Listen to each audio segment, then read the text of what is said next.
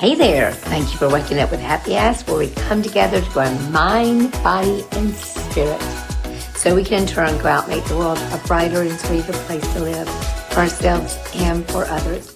Well, today it's Sunday, it's August the 3rd, and when you get this, when this goes out, well, I don't know when you'll get it, but when you get it, it'll go out to Spotify, Apple Music, iHeart, all the places, by the magic of Ashley Feller, and it will should go out tomorrow sometime, August the 4th, in honor of my precious, precious, sweet husband, Hugh Smith.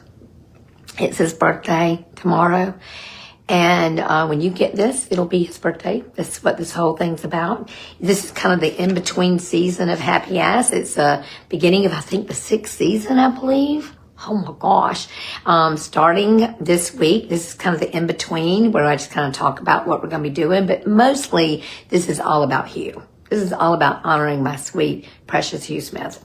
So I may get emotional. I probably will get emotional. I've been emotional all weekend long. Time really does heal. That is not trite thing. It really does. It's been 7 years now since my sweet husband has been gone. And I miss him terribly. However, I don't daily dwell on it. I mostly just smile and think of the sweet memories, the happy times. Also think of what a joy it was to have him in my life, and so many lessons I've learned. And I say it all the time. I go that there's certain things that death cannot take away. And that was all the many lessons and all the joy that Hugh Smith brought me. When two people pledge to love and care for each other in marriage, they seem to create a spirit unique to themselves, which binds them closer than any spoken or written word. In such a relationship, each performs the miracle of reminding the other that we are not the person we think we are, limited by the world as we think it is, but rather as eternal and infinite as love itself. To hold and be held, to love and be loved, to gaze upon another's eyes and see truth and compassion. These help to remind us to look further within ourselves, past the blocks to love's presence, and be in our oneness with all that is. We truly were like, oh my gosh, kindred spirits. And my friend Bruce King always teases and says, you sure y'all were together? Because my husband, my sweet Hugh, was like, and I was like the little Tasmanian, running around in circles. Never, like my mama used to say, I wish you'd like somewhere. That's the way I was. And so to start off, I went through a lot of his letters and stuff. And I read some of them to you the other day when I kept getting interrupted because the internet kept going out. But I'm going to read some of them to you. But I want to notice there's a theme. He always calls me Sweet Angel. He always called me Sweet Angel. And because he called me Sweet Angel, then I wanted to be a sweet angel. If he called me the little devil, maybe I want to be a little devil. I don't know. But he always called me Sweet Angel. And he always told his friends that I was an angel. And he just believed it. And I, who am I to argue with my sweet husband? So I'm going to read a few of the little letters he wrote me. And some of them are silly. And one of them is especially silly, but I thought it'd be fun for you to see that side of him too. This is a card, and I don't know what it was about. Usually he dates some, but this one wasn't dated. And it says, thank you for being just who you are, Karen. You are the kindest, most loving person I've ever known. Oh, yeah. Happy first Valentine's Day. It's my wife, and thank you for all the joy you bring into my life. I love you, sweetie Hugh. That was our first Valentine's Day. Let's see. This one is a birthday card, and I have just buckets of these. Don't think of it as another birthday. Sorry about the silly cards, sweet angel. At least this one is true. Everyone is graced by your presence. You bring love, forgiveness, and a willingness to help every person you meet. You give love and goodness. You put love and goodness. He wrote the definition of God in parentheses. You give love and goodness everywhere you go, all day, every day. And I've always said, and I mean it, I want to be more like you. I am honored to be your husband, and I love you, sweet angel, Hugh. And I found, this is so cool, y'all. I found a card of from the Hapuna golf course where we played golf. Just a couple more for you and we'll get going on the message today.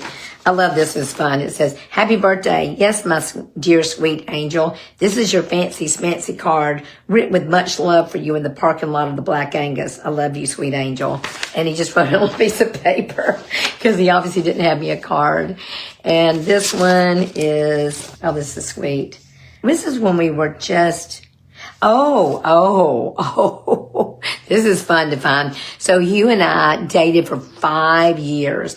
And the first year or so was kind of like we were friends, and he made it very known that he did not want to get in a relationship.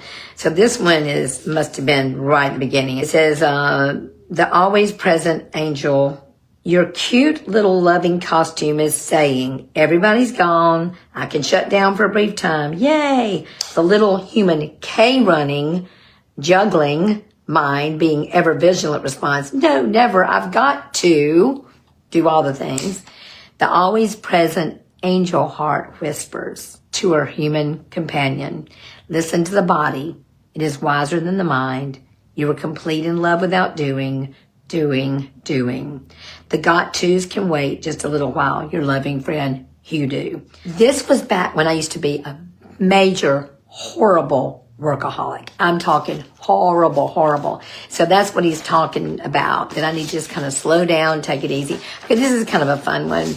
And I don't remember. He must have sent this to me. This is back in the email days. He emailed me this and put a little pretty flower here. I think I sent him some Snickers bars or something. He was living in Nashville trying to sell his family home. And this was, I know we hadn't been dating that long. I don't remember. It says, because it was written to Karen Jernigan, it says, thinking of you. Thanks for the Snickers bar, you holy angel with a sexy body. Check with the Pope. Maybe holy and sexy are incompatible. Thought that was so cute. So those are just some fun little cards that Hugh sent me, and I just loved it. It was so sweet. And so I want to talk to you about the thing that made Hugh so amazing. Hugh died a 26-year sober alcoholic.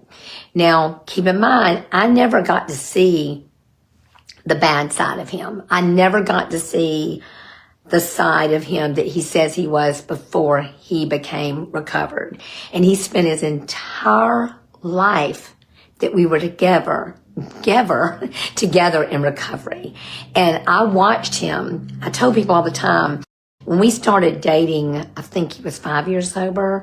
And then when he died, he was 26 years sober. But the man who I started dating and the man I buried were two different people, because the growth that I watched happen in him, because he didn't just get sober and stop. He got sober and learned how to become a more loving and incredible human. And he did it through the program of AA. He did it through the 12-step program. He was not anonymous. He didn't want to be anonymous. He didn't mind telling anybody who he was and what he had been, because he truly believed that the things that we've struggled with, the things that are the worst things in our life, are the very things that we can use to help other people. The things that you're most ashamed of, the things that you think have just been the worst part of your life, are the very things that you can help other people. I think it's loving and being in service to another human is about as close as you can get to God, y'all. I just don't think you can get any closer to God than through the service and love of our fellow man. And that's what my sweet husband did. So he spent his whole life doing that. He went to prisons and did that every week. And I just thought it was the most beautiful thing. He spent much of his time in study and prayer and devotion and working with other people. And I want to share this with you because it's super important to hear for those of you that might be struggling, maybe with someone who is newly sober or someone who's going through a program or something like that. But when we started dating, Hugh told me, he said, listen, I got to tell you something. He said, you're never going to be number one. You're never going to be number one. For me to remain sober, for me to live a life of recovery and do what God has willed me to do, God must be number one. God in my recovery, my program, and then comes you. Then comes you, my family. And that's the way he lived.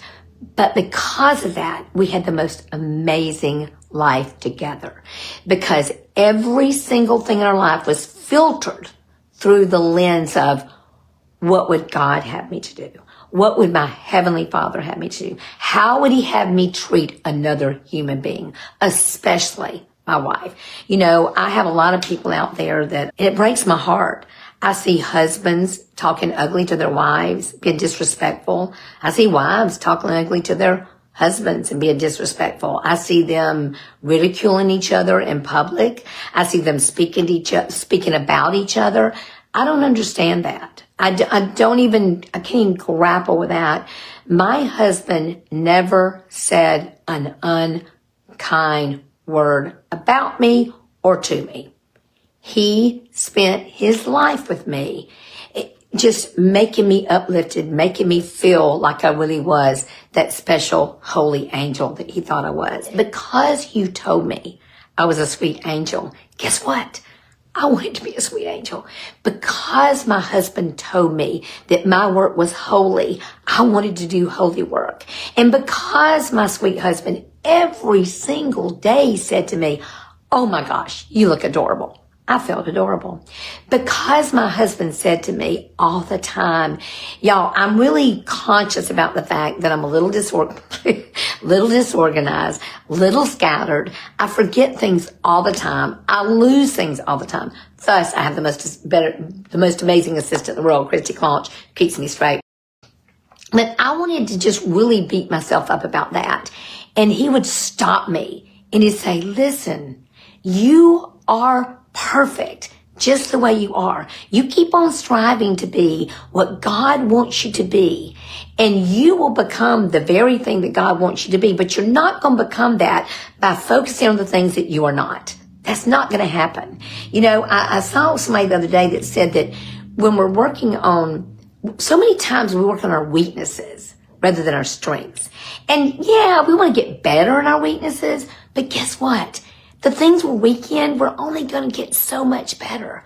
But guess what? The things we're strong in, we can get really strong in those and make a difference in the world. I think my husband intuitively knew that. So when I was building, you know, at first I was building Mary Kay business. I was a Mary Kay director, and he just encouraged me to do that.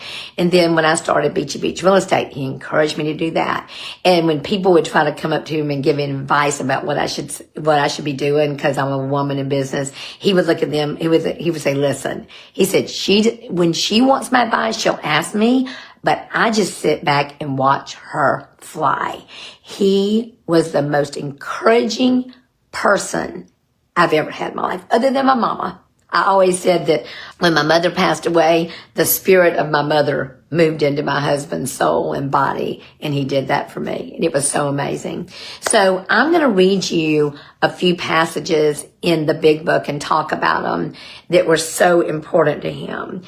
I want to tell you, for those of you that aren't familiar with AA and the program of AA, and we're not supposed to promote it, so I'm probably doing the wrong thing right now, because it's not something that's supposed to be promoted, but really most of the 12-step programs are great programs. I'm just very familiar with AA because of what it did for my husband, what I've seen it do in the lives of my family. So I have great respect and adoration and honor for the people in AA, the people that seek recovery. And because hundreds of them have sat on our porch and met with my husband. So I think I'm going to start with the one about acceptance. I think I am. Did I hold that one? I hope I did. I did. A lot of times people talk about acceptance, and acceptance doesn't mean that we think it's okay. That's not what it means. Acceptance means that we accept life on life's terms, and we use what we've got instead of wishing for more, wanting more. And it's not wanting another person to be different than they are, because guess what? We cannot change another human being. They can only change themselves. I've learned that so deeply by living in a life of addiction with my father and my husband and my, exes and, my children. So here we go. Acceptance is the answer to all my problems today. When I'm disturbed, it is because I find some person, place, thing or situation, some fact of my life unacceptable to me, and I can find no serenity until I accept that person, place, thing, or situation as being exactly the way it is supposed to be at this moment. Nothing, absolutely nothing happens in God's world by mistake. Until I could accept my alcoholism, I could not stay sober. Unless I accept life completely on life's terms, I cannot be happy. I need to concentrate not so much on what needs to be changed in the world, but as on what needs to be changed in me and my attitudes. Y'all, I think on that every day. I think about before I start pointing my finger at the world, and God talks about the line about judging people with a speck in their eye, when I got the board of my own, before I start trying to change the world, I've got to first change me. I've got to first accept the things in me that need to be changed and worked on and let God do the rest. I am not the judge and jury. I am not the person to do that. And those are beautiful lessons that were reiterated all the time in my home with my sweet husband. Okay, here's another one that I love. This one I love. You've heard this, maybe you've heard this before. It says that you're never cured of alcoholism. You just have a daily reprieve based on your spiritual condition. And that's why it was a daily thing. A daily thing. You have to do it. Okay, it says, we are not cured of alcoholism. What we really have is a daily reprieve contingent on the maintenance of our spiritual condition. Every day is a day when we must carry the vision of God's will into all our activities. How can I best serve thee? Thy will, not mine, be done. These are thoughts which must go with us constantly. We can exercise our willpower along this line all we wish. It is the proper use of the will. If we have carefully followed directions, we have begun to sense the flow of His Spirit into us. To some extent, we've become God conscious. We have begun to develop this vital sixth sense, but we must go further, and that means action. All right, one more. And I'm going to tell you a little bit more, and we're going to wrap this sweet little podcast honoring my husband up. This was kind of a prayer that he prayed all the time. My Creator, I am now willing that you should have all of me, good and bad. I pray that you now remove from me every single defect of character which stands in the way of my usefulness to you and my fellows. Grant me strength as I go from here to do your bidding. This is the thing. The world right now is real busy about pointing out what people are doing wrong, who's different, who you love, who you vote for, all those things. But God has not called us to any of those things. God has called me to love my fellow man. God has called me to forgive my fellow man. God has called me to be of service. As I became a leader through the years, and I think God always kind of made me to be that way, but as I became a leader of my company and other businesses and things like that, I realized that there's something we say that doesn't make sense. We separate, we say that there's servant leadership. There's no such thing. It's just leadership, because leadership is service. And it's impossible to make a difference in this world without being a servant to others. And you know what's so cool? You find happiness like you've never imagined in your life when you do that.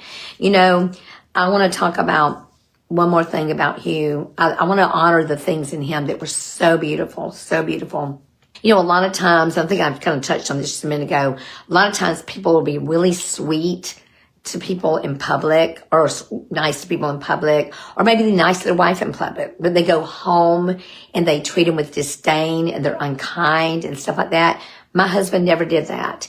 Hugh was so sweet to me in front of other people, and he complimented me and told me about how great I was.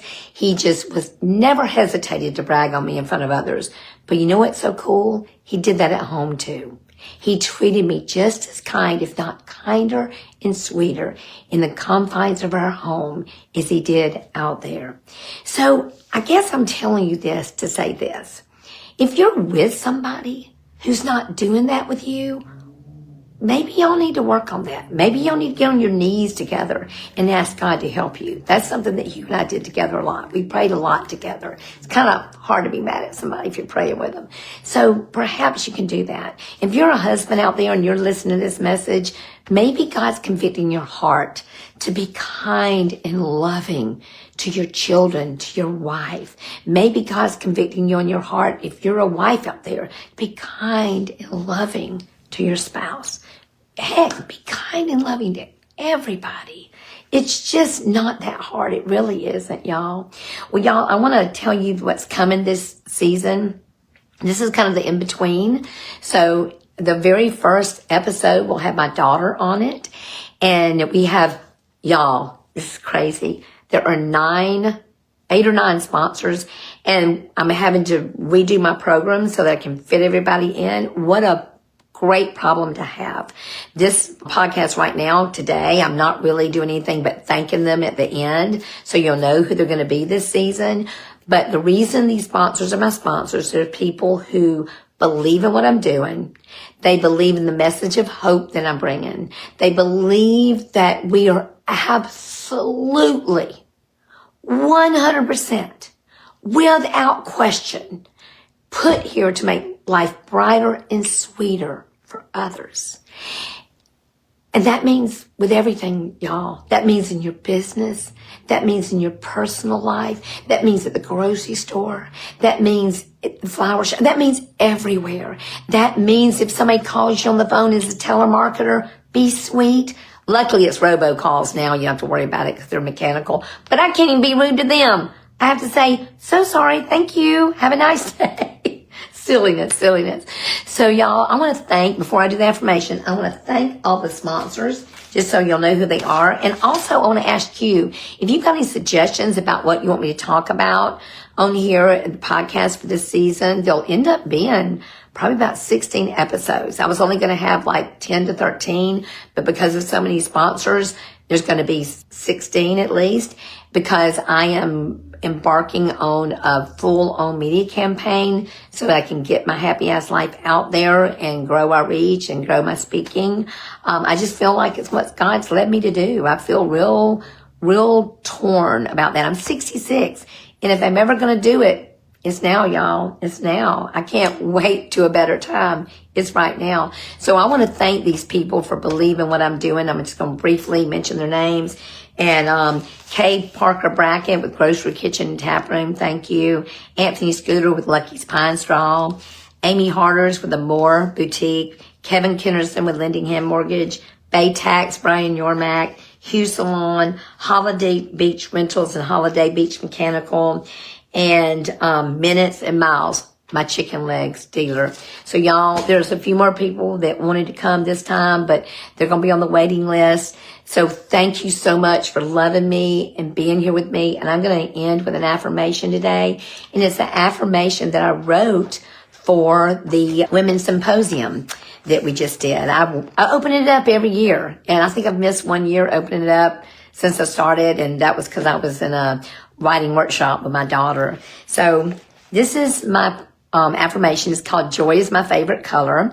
And the story behind that is my daughter wrote a beautiful poem for me for my birthday, just exquisite. And it's actually going to be in the front of my book.